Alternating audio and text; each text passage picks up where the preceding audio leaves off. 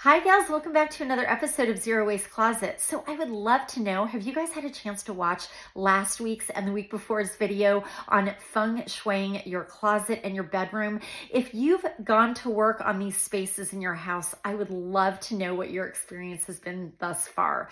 So this week, we're tackling something that I didn't even think I was going to have to address with myself. I thought I had just sworn it off. I don't know if you remember, but I was saying that, I just don't want to keep storing things away when it comes to clothing. I would like a compact wardrobe where I can fit every season into my closet. That is a wonderful ideal to aspire to, at least in my mind. But as I am finding out in reality, I just have a very small space for my closet, and I have things that don't need to be in there all the time. Things like my formal wear, or things that are just so completely opposite to the season that we are living in.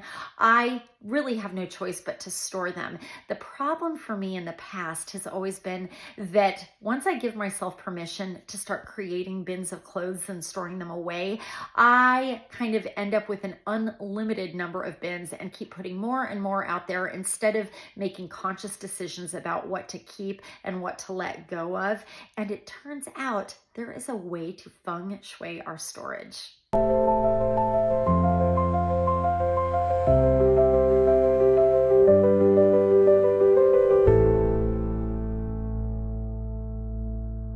In today's video, I'm going to share with you 6 really simple feng shui tips for storing away your seasonal wardrobe with intention and good energy.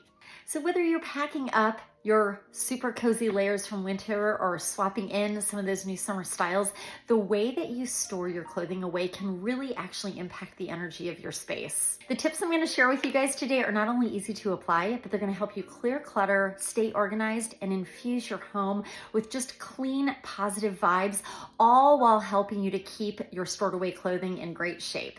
All right, so let's dive right in. Tip number 1 is to be intentional about what you store. So this may be fairly obvious, but you really don't want to store away things that you don't need to be keeping. It serves you much better to let those things go and release them. So as you're going to store things away, ask yourself, do I love this item? Is it serving me? Does it spark joy? I know not everything is going to spark joy. It might just be something like, is it super functional? Do I wear it a lot? Is it something that aligns with my personal style? And is it something, and this is a good one, that I would actually choose to buy again if I didn't already own it? Tip number 2, gals, is to clean before you store. So this is not that unlike what we went over when we went through feng shui tips for your closet. Same for your bedroom. With the closet, I took everything out and I cleaned it top to bottom. You don't want old stale energy sticking to anything. So make sure that the clothes you store away are in great shape, they're laundered. Even take the time to actually wipe down your shoes. From a feng shui perspective, stale or unclean items carry stagnant energy, and we want your storage to feel fresh and not heavy. Tip number 3 is to choose breathable storage containers. This one's so important. You want nice fabric bins or woven baskets. Skip those plastic tubs like the ones that I've been using if you can. And I know those are really tempting because they seem like they hold a lot, but go for breathable containers made of natural materials like cotton, bamboo, or canvas. In feng shui, plastic can trap stale energy, while natural fibers, on the other hand, help maintain a gentle flow, and they allow your clothing to really breathe when it's tucked away, which is just good feng shui. Tip number 4 is to label and store with intention.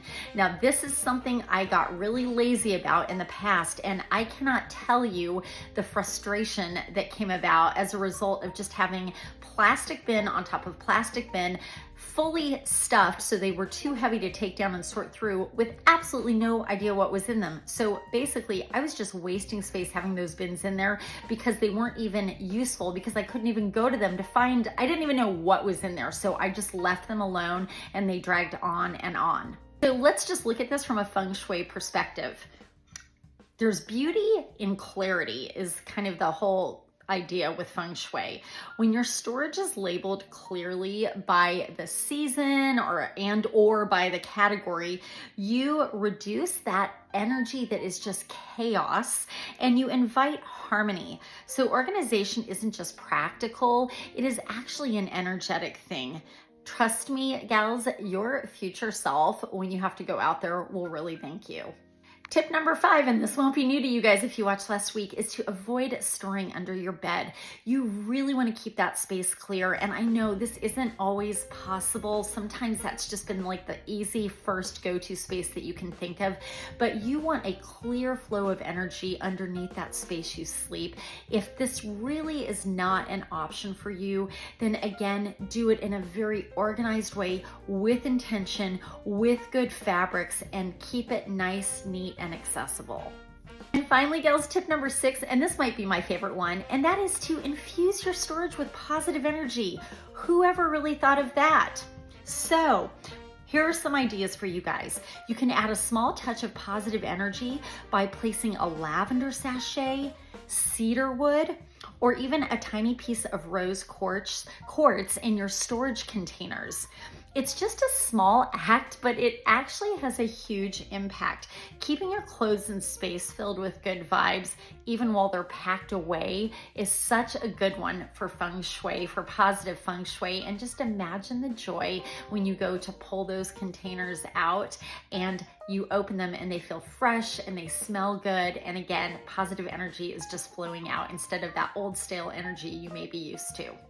So that's it, gals. 6 simple tips for how to pack up your out of season clothes with intention and ease to achieve greater clarity and calm in your life.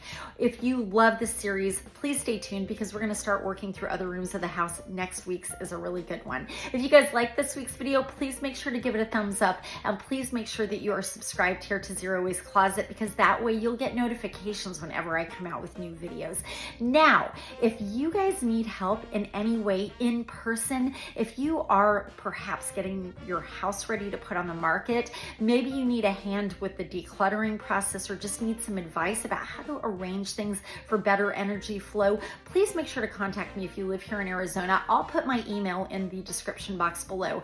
The other thing I would love to announce is that I have a new website called levelupwithless.com. I'll drop that in the description box below, and you guys will have access to my services there that range from closet cleanouts and styling sessions to teaching you how to pack a minimalist and very stylish suitcase to my real estate services for those of you looking to buy or sell a home here in Arizona. I really look forward to hearing from you. I hope you guys have a great week, and I'll see you in the next one.